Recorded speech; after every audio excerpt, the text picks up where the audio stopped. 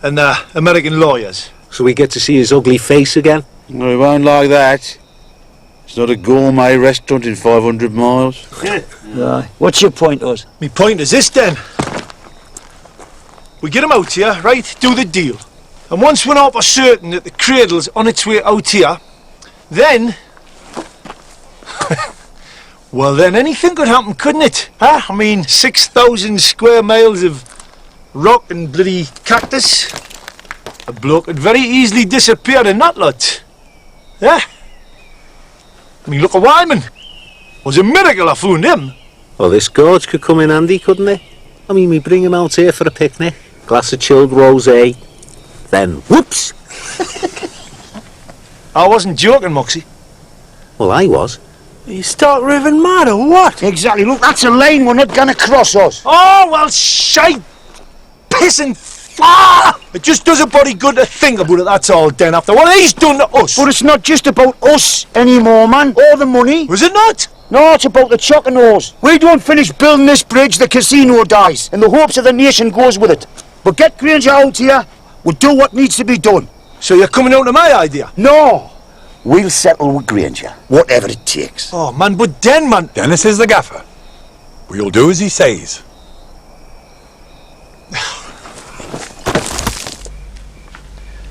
Hey, Bon, you remember in the bar when you were talking about that medicine man? Yeah. How he can change things, like? Shapeshift, they called it. Yeah, change a deer into a dog, for instance. Oh, they believe so. I was thinking about having a word with him. Is it expensive? What are you talking about, you deaf bugger? Well, Den's told me that there's a cop out here looking for me. So I fancy a bit of shape-shifting. Just till he goes home, like. Wouldn't want anything permanent. Well, if you come back as a dog, Mox, you get fed once a day and you sleep outside the hut, right? We're not having fleas in here.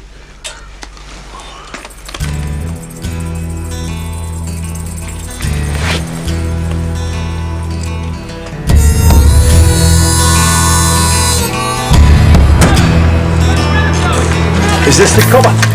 Morning. A scorcher, eh? Never realised what was yours. No, I never properly introduced myself yesterday. I'm Andy Haley, Detective Inspector, Cleveland Regional Crime Squad. Oh, it's a sight for sore eyes, isn't it? You mind if I take a few pictures? No, feel free. A lot of interest in this back home, you know. What's the point of it, if you don't mind me asking? What's the point of your asking? If you don't mind me asking.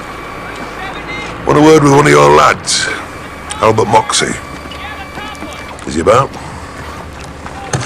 Haven't seen him about. No, I haven't seen him, like. Yeah. Is there anywhere we could talk? How this heat? In there. Now, according to the Liverpool police, a local thug, Mickey Startup, sent this bloke Platt to find your pal. I've seen him on the site. Nasty bit of work. Aye, wouldn't win any points at charm school. A hitman, according to the file. Well, we were in this pub and Moxey went for a slash. This bloke was waiting for him and he gave Moxey a good kicking in the car park. And then what? And then I found Moxey bleeding in the car park and he didn't know where he was. You took him back to our motel and he was in no shape to go after Platt again. That's what you're thinking. Ah, he's not the type anyway, Moxey, is he? Huh? Why no? I mean, he's never going to be first fly on the dog turret, if you get me drift. He's a bit of a glebe, but he's harmless, isn't he? Aye. Then why is he not here? He's not doing himself any favours, is he? No. Inspector, excuse me, I never introduced myself. The name's Barry, Barry Taylor. All right, buddy. I'm in a bit of bother. Drug smuggling. It was a planned, a malicious act of revenge. I mean, I ask you, do I look like a drug czar? You don't exactly fit the profile, no. Couldn't you arrest me? I'll be a much bigger feather in your cap than daft old Moxey. I'd need a warrant, Barry, an extradition order. Get one faxed over. I mean, look, the coke originated in the UK. I mean, that gives you a reason. Well, the Yanks might not see it that way. It's pretty worth a try. I'm sorry. Believe me, porridge in Wormwood Scrubs is infinitely more desirable than some terrible American penitentiary filled with tattooed bikers and Mexican mafiosi in hairnets. All right. I'll look into it. Thank you. You have to change terminals in LA. If you miss your connection, there are flights to Vegas every hour. I booked you in at the Venetian for 3 nights. Concierge will arrange a car. It's about a 3-hour drive to the reservation. Well, I don't intend to linger in Indian country. White men much prefer Las Vegas with its numerous delights. I'm sure you'll sample all of them. Anything you'd like me to take? A little gift for the virile Oz? Something in aspic from Fortnum's, or is he strictly a pork pie man? Why are you doing this to them? Doing what? Screwing them. Just ordinary blokes trying to get ahead. They tried to put one over on me. Don't like that. There's a principle involved. You don't have any principles, Geoffrey. You're a conceited, narcissistic phony and a total shit. I'm going to fire you for that remark. I've already quit.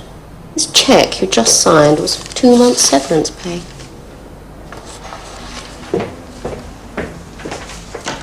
Hope you get an arrow in your back.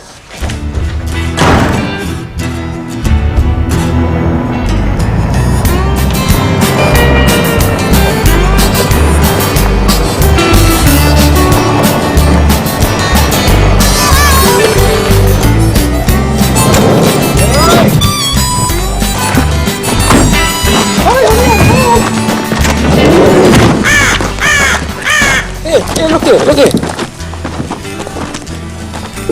That crow was there when we left for work. So? You reckon it's Moxey? Is that you, Mox?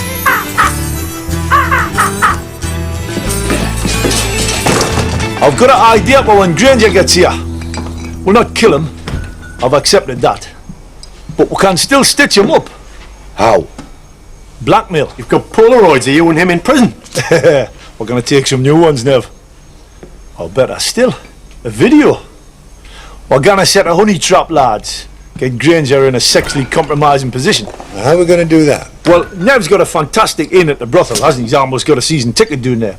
So we'll get his lass, Kellyanne, to set it up, right? Get Granger in a bubble bath with 2 or 3 tords doing unspeakables to him. Every chance you get, you drag her name into the conversation, don't you? Just so you can slag her off. Why don't you keep your face out of my life?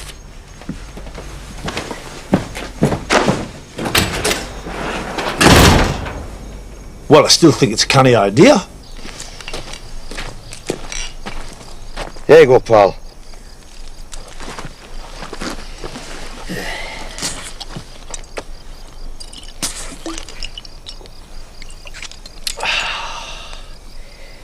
The longer we live in this hut, the more the old Oz rules.